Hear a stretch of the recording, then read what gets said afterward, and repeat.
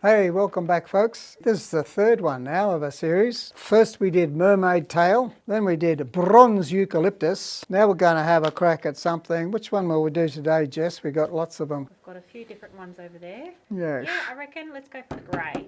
Manhattan or Asian timber?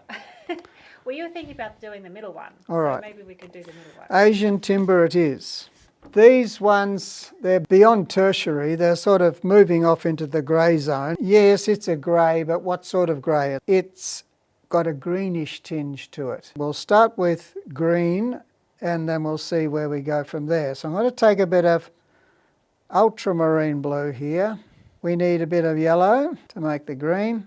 And again, I haven't changed the yellows over. We're still using what I call a warm yellow, but it's a yellow that's heading towards orange, which means that we must be sneaking in a tiny bit of red in there.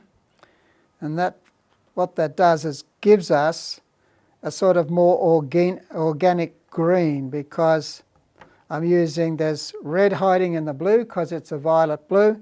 There's red hiding in the yellow because it's an orange yellow, and that's why the green we get isn't super pretty. All right, now that's clearly too green, so we need to grey it back a bit. How do we do that? We put a bit of its opposite, which is red, so I'm going to throw a little bit of vermilion in there.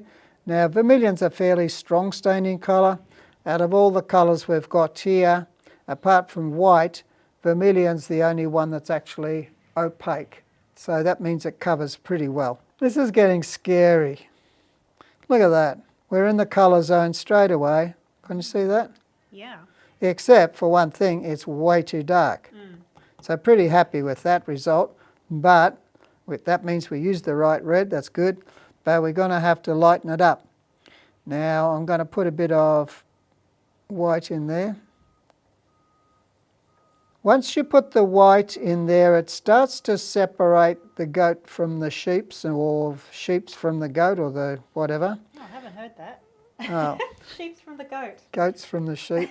It allows you to see just what direction. I say to students quite often that if they're mixing dark colours, I say if you're not too sure what direction it's going to, add a bit of white, because it will tell you whether it's going too warm or too cool, that is towards orange or towards the cool zone. When you're getting close, it's always good to do a tap. Now look at that.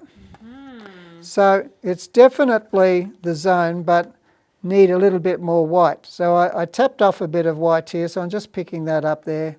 We're going very carefully with this, because quite often, as we found out last time, surprise, surprise, it didn't look right, but when I tapped it down, it did. Look at that, getting very close. That's really very, very close. Yeah, so what would you say? Can you see the white that's in the base colour now? Yeah. Just a little bit slightly chalky, isn't it, compared to the... That's obviously the right pigment source, but just a little bit too dark. So, all right. Amount there. The Eye of Horus. Okay, in we go. That's probably too much. I'm good at that. Oh, look, there you go. Tap, tap, tap, tap, tap. You reckon that? It's not exactly. What do you reckon? It could be even slightly. Could be. Maybe slightly yellow. It is so close, but there is a yellow glow there. What's the opposite of yellow? Purple. So we're so close. Kind of thing. Yeah. There's a term we use in Australia, but I won't use it. But we're very. I know which one you're going to say. We're very close. Yes. I'm being polite, girls and boys. Yeah, we might get banned if you say the Aussie version. It's to do with flying insects and their appendages. I'm doing a separate mix here, and I'm not getting purple out of that. Adding a bit, not going there. No, I think I won't bother. I've got a bit of purple there, I'll just put that in there. And that's pretty much there. That's pretty much And all that was, it was so small, it was all that could fit in the cracks of my fingerprints. It was all because I wiped it off and then shoved it down, and there you go. So have a go at this at home, folks. It's a really good way to expand your colour knowledge, because along the way you come up with all these lovely subtle colours that you probably aren't consciously chasing, but you come across them like that and you think, oh wow, I can use that. And all these colours are pretty organic because it's a collision of red, yellow and blue. Okay, so that's why you've got all these really subtle things. It just has, we went through the greens into the reds and back the other side, and now we're into the wonderful world of Asian timber. Done. Done. See Thank you you next for time. watching.